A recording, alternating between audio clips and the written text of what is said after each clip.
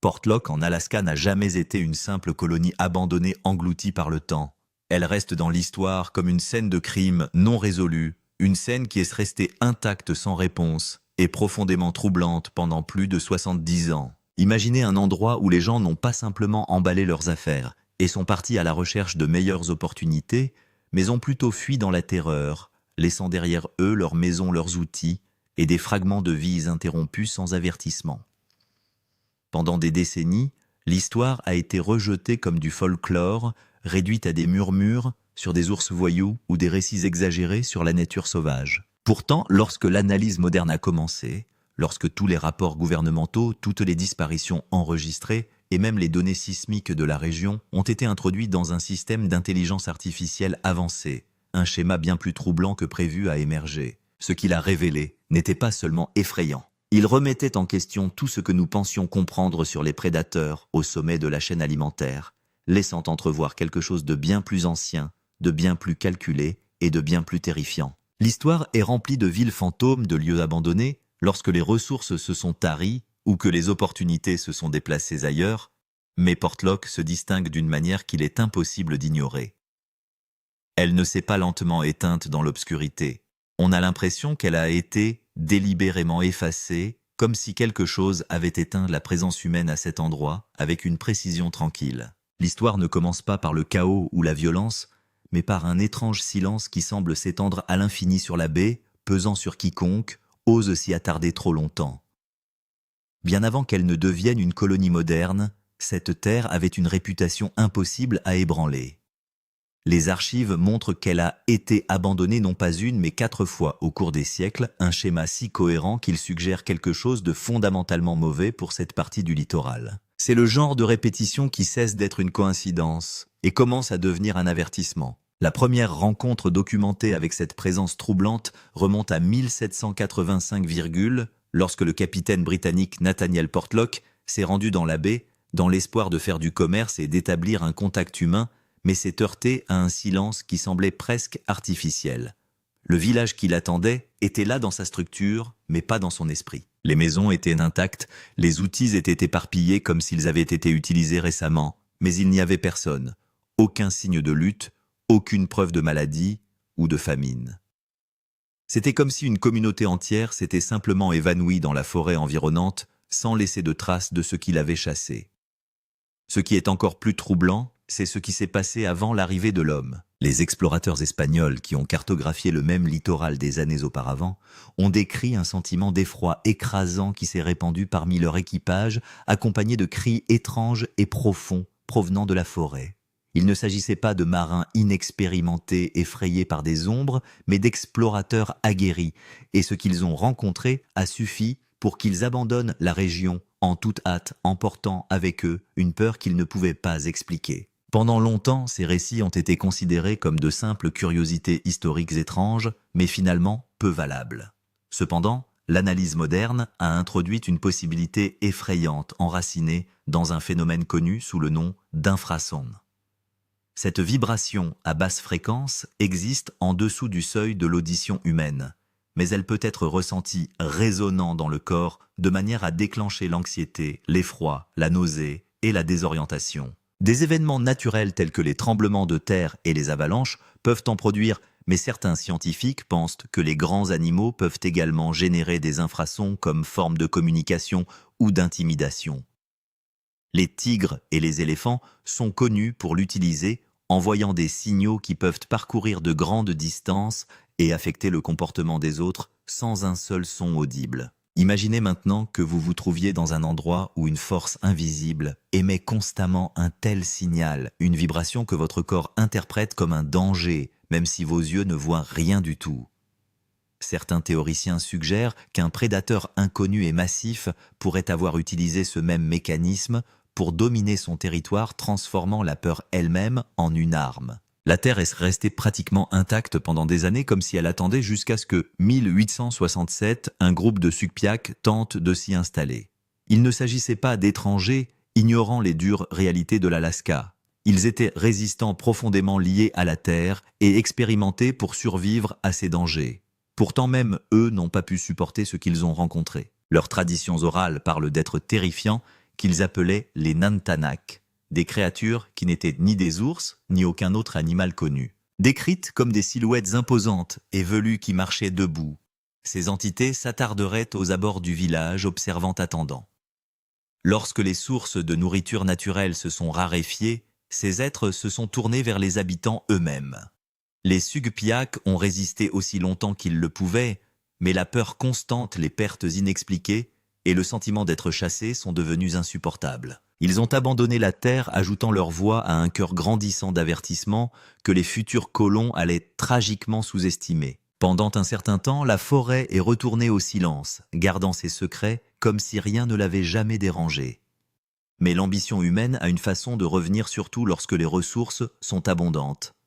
Par 1920 et 1, la baie a été perçue non pas comme un lieu de peur, mais comme une opportunité. Les eaux étaient riches en saumon, les forêts épaisses, et une nouvelle génération, principalement des colons halutiques, est arrivée avec détermination et espoir. Ils ont construit une ville fonctionnelle avec une école, un magasin général et un bureau de poste se taillant une petite communauté prospère au milieu d'une nature sauvage vaste et impitoyable. Pendant un certain temps, il a semblé qu'ils avaient réussi, là où d'autres avaient échoué, comme si l'histoire sombre de la Terre avait finalement été laissée derrière eux. Pourtant, l'idée que ces colons ignoraient le danger est erronée. Ils connaissaient les histoires, même s'ils n'y croyaient pas totalement. Il y avait un respect, une reconnaissance prudente que la forêt qui les entourait n'était pas entièrement sûre. Pour se protéger, ils ont établi des règles strictes et non écrites qui régissaient la vie de tous les jours. Un couvre-feu était appliqué sans exception. Personne n'était autorisé à sortir après la tombée de la nuit. Des gardes armés patrouillaient chaque nuit aux abords du village, fusils à la main, surveillant la limite des arbres pour détecter tout signe de mouvement. Les enfants étaient avertis de ne jamais s'éloigner surtout près de la lisière de la forêt. La vie à Portlock devint un équilibre délicat, un accord silencieux entre les humains et ce qui pouvait exister au-delà de la limite de la lumière et de la sécurité. Pendant près d'une décennie, cette trêve fragile tint, bon la ville prospéra, la conserverie prospéra, et les habitants commencèrent à croire que le danger avait peut-être été exagéré, que la discipline et la vigilance avaient suffi à apprivoiser ce qui hantait autrefois la terre. Mais le confort a une façon d'émousser la peur. Et la peur, lorsqu'elle est ignorée, peut devenir quelque chose de bien plus dangereux. Par 1930 et 1, cet équilibre a commencé à changer.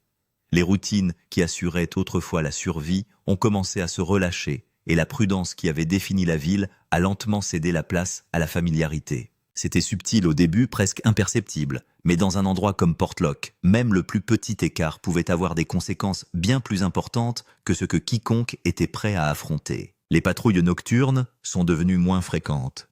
Les gens ont commencé à croire que les vieilles histoires n'étaient que des histoires. C'est à ce moment-là que tout s'est passé. Un bûcheron du nom d'Andrew Kamloof, connu pour son immense force et son habileté dans les bois, est parti travailler et n'est jamais revenu. Une équipe de recherche a été envoyée sur place et ce qu'elle a trouvé était digne d'un cauchemar. Ils ont trouvé le corps de Kamloof, mais la scène n'était pas du tout normale. Sa tête a été écrasée par une immense force contondante. Son traîneau forestier, une lourde pièce d'équipement faite de bois et de fer, a été projeté à une distance incroyable de son corps.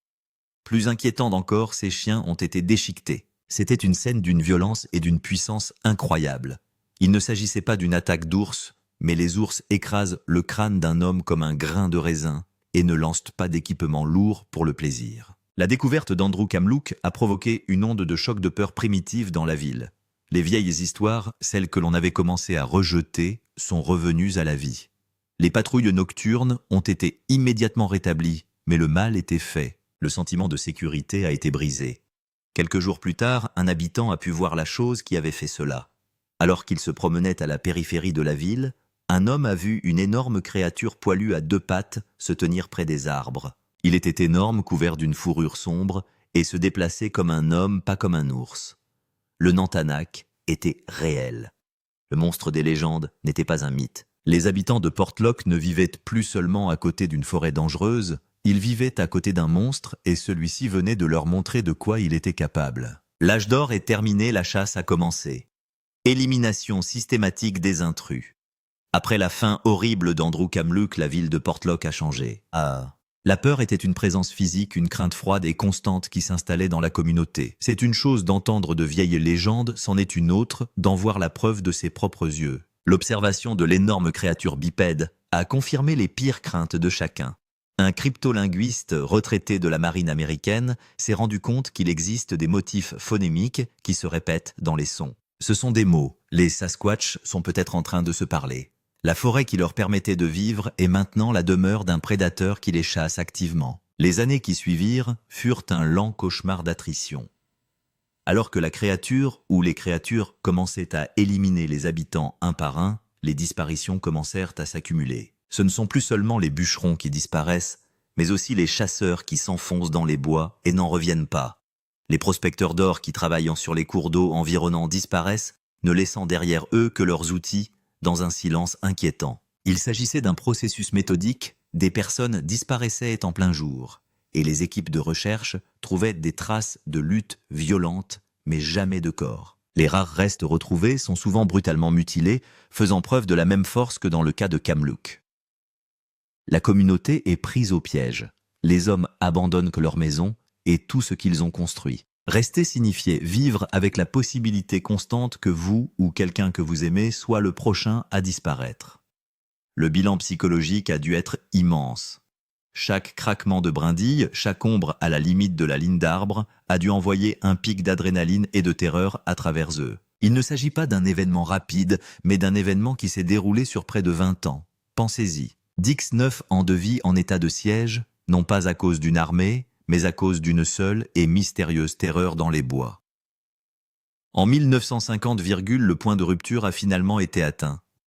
Le nombre de résidents disparus a grimpé à environ 3 douzaines de personnes. C'est un chiffre stupéfiant pour une si petite communauté soudée. La peur est devenue si écrasante, si absolue que le tissu social de la ville s'est complètement désintégré. La décision n'a pas été prise par un vote ou un comité, mais par un accord mutuel silencieux. L'exode est soudain et total. En l'espace d'une nuit, toute la communauté a emporté ce qu'elle pouvait porter et s'est enfuie. Ils ont quitté leur maison, leurs meubles, leur travail, à la conserverie tout. Ils sont partis. La dernière personne à partir a été l'employé de la poste. Son récit est peut-être le plus effrayant de tous. Alors que la ville se vidait, il s'est barricadé dans le petit bureau de poste, attendant le bateau qui l'emmènerait. Il a passé sa dernière nuit seul dans la ville fantôme, à écouter. Il a ensuite déclaré avoir entendu des pas lourds à 2 pattes autour du bâtiment toute la nuit. Un pas lourd et pesant qui n'était certainement pas celui d'un ours. Il a dit que c'était comme si la créature savait que la ville était enfin vide et qu'elle marchait dans les rues revendiquant son territoire. Le lendemain matin, il s'enfuit sur le bateau postal. Dernier résident officiel d'une ville qui avait été littéralement rayée de la carte Portlock, était enfin et complètement silencieux, rendu à la chose dans les bois. Mais voilà, on pourrait penser qu'une fois la ville abandonnée, l'histoire se termine. Mais la créature n'en a pas fini avec ses visiteurs. Le chasseur devient le chassé. La légende de Portlock et de la créature qui la hantait n'a fait que se renforcer, cimentée par des rencontres étranges qui se sont produites dans les décennies qui ont suivi le départ du dernier habitant. Si je suis dans les bois une nuit ou un jour, et que je vois un grand pied, je ne vais pas tirer. Il faudra que cela se produise pour que la science dominante reconnaisse un jour l'existence de ces créatures. C'est presque comme si la créature ne voulait pas que les gens oublient sa présence. La conserverie vide et les maisons silencieuses sont devenues un lieu de fascination sombre pour les chasseurs et les aventuriers, dont beaucoup repartaient avec des histoires qui leur glaçaient le sang. C'est drôle de voir comment un lieu peut conserver sa peur, même après que tous les gens soient partis. Dans les années 1970, un groupe de 3 chasseurs décida d'utiliser le village abandonné comme camp de base. C'étaient des hommes de plein air expérimentés, pas facilement effrayés. Une nuit, alors qu'ils étaient assis autour de leur feu de camp, ils entendirent quelque chose bouger dans l'obscurité, juste au-delà de la lumière. Ce n'était ni un cerf, ni un ours. Il était lourd et tournait autour de leur campement. Ils entendaient des grognements profonds et des sons étranges qui n'étaient pas ceux d'un animal. Le plus terrifiant, c'est qu'ils ont confirmé qu'il se déplaçait sur 2 jambes. Les pas lourds étaient incomparables. Pendant des heures, cette créature invisible les a traqués une présence massive et intimidante dans l'ombre. Les chasseurs passèrent toute la nuit blottis les uns contre les autres, fusils au poing jusqu'aux premières lueurs de l'aube où la créature se retira enfin. Ils plièrent bagages et partirent immédiatement pour ne plus jamais revenir. Un autre groupe de chasseurs de la même époque fit une rencontre encore plus concrète. Ils avaient réussi à abattre un gros orignal et s'apprêtaient à le panser lorsqu'ils découvrirent quelque chose qui leur fit oublier leur récompense. Près de la carcasse de l'orignal se trouvaient d'énormes empreintes de pas de type humain enfoncées profondément dans la boue.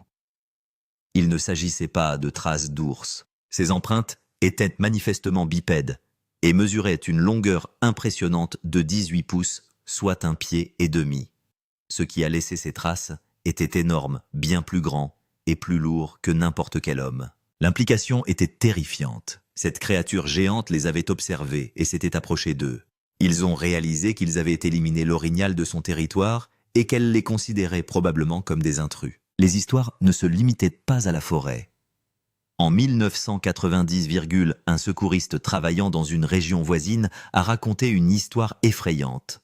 Un vieil aléoutien avait été amené à la prison locale et avait été victime d'une crise cardiaque. Pendant que l'ambulancier le soignait, il a fait un brin de causette mentionnant qu'il prévoyait une partie de chasse près de l'ancienne région de Portlock. La réaction a été instantanée et terrifiante. Le vieil homme, malgré son état critique, a attrapé le bras de l'ambulancier avec une force surprenante. Ses yeux étaient écarquillés par une profonde terreur primitive. Il demanda « Tu l'as vu ? Ça t'a dérangé ?» La peur était si palpable, si authentique, qu'il était clair qu'il ne s'agissait pas pour lui d'une simple histoire d'épouvante locale, mais d'un danger réel et présent. Il s'agissait d'un homme qui avait probablement vécu les dernières années terrifiantes de Portlock et dont le souvenir était encore à vif, capable d'inspirer une horreur absolue. C'est un témoignage puissant de la réalité de la menace qui a vidé cette ville. La peur de Portlock ne s'est jamais vraiment dissipée. Mais aujourd'hui, nous disposons de nouveaux outils pour examiner ces vieilles frayeurs. Et l'ordinateur a trouvé un schéma qui nous avait échappé. Le verdict de l'intelligence artificielle. Pendant des décennies, l'histoire de Portlock a été une bataille entre deux idées simples, soit un monstre était réel, soit il ne s'agissait que de folklore et d'une série de coïncidences malchanceuses. L'aile d'Homo est décrite comme un type d'infrason. La théorie qui sous-tend l'utilisation de ces infrasons par les prédateurs est qu'il s'agit d'un moyen de perturber, de confondre ou de désorienter leur proie. Les sceptiques attribuent aux ours les corps mutilés et aux accidents d'exploitation forestière ce qui est arrivé à Andrew Kamluk.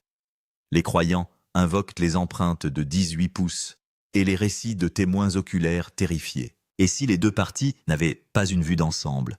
Et si la vérité était bien plus complexe et intelligente que quiconque ne l'aurait jamais imaginé, c'est là que la technologie moderne entre en jeu. Pour la première fois, chaque pièce du puzzle de Portlock, les documents historiques des 1700, les légendes de Sukpiak, les témoignages des Alutiques, les rencontres de chasseurs et même les données géologiques de la région ont été introduits dans un puissant système d'analyse par l'IA. L'objectif était de trouver des schémas qu'un chercheur humain aurait pu ne pas voir. Les résultats sont choquants. L'IA ne se contente pas de conclure à l'existence d'une créature. Elle conclut qu'il s'agit d'un prédateur hautement intelligent et stratégique qui utilise une combinaison sophistiquée de guerre psychologique et physique pour chasser systématiquement les humains de son territoire. Il ne s'agissait pas d'une bête stupide, mais d'une entité pensante et planificatrice. Le premier lien étonnant que l'IA a établi est celui entre les premiers cas de maladies et d'effroi rapportés par les marins espagnols et britanniques et la théorie des infrasons. L'IA a recoupé ces récits avec le comportement ultérieur de la créature. La conclusion suggère que le Nantanak, ou Sasquatch, pourrait avoir la capacité de produire des infrasons de basse fréquence pour désorienter et terrifier ses proies avant une attaque physique. Il s'agissait d'une arme. Elle utilisait le son pour créer un sentiment d'injustice, afin d'affaiblir la détermination de toute personne qui entrait dans sa maison, ce qui la rendait plus facile à effrayer et à faire fuir.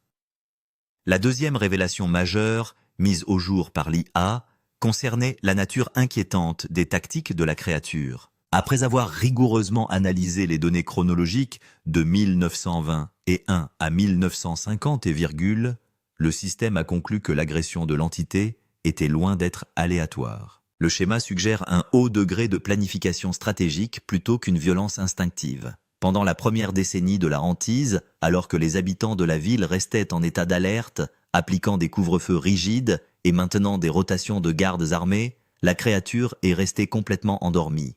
elle a refusé de frapper contre la force. La violence n'a éclaté que lorsque la vigilance de la ville s'est relâchée et que ses mesures défensives se sont inévitablement relâchées. Ce changement de comportement suggère que la créature faisait bien plus que se cacher, elle les étudiait activement. Elle a passé des années à observer leurs mouvements, à apprendre les nuances de leur routine quotidienne et à attendre le moment précis de faiblesse. L'IA postule que la créature possédait une patience terrifiante, lui permettant d'exploiter la complaisance de la ville. Par conséquent, l'attaque éventuelle sur Andrew Kamluk ne peut pas être rejetée comme un acte aléatoire de sauvagerie ou de simple prédation. Il s'agissait d'une frappe symbolique calculée d'un avertissement lancé avec une efficacité brutale, destinée à prouver que leur sécurité n'était qu'une illusion temporaire. Voici donc la vraie question qui me tient éveillé la nuit. Si cette créature était assez intelligente pour assiéger une ville il y a 66 ans, où est-elle aujourd'hui? Et que prépare-t-elle pour l'avenir? Dites-moi dans les commentaires si vous visiteriez Portlock aujourd'hui. Si vous avez aimé cette plongée en profondeur, appuyez sur le bouton « J'aime » et abonnez-vous pour recevoir d'autres mystères.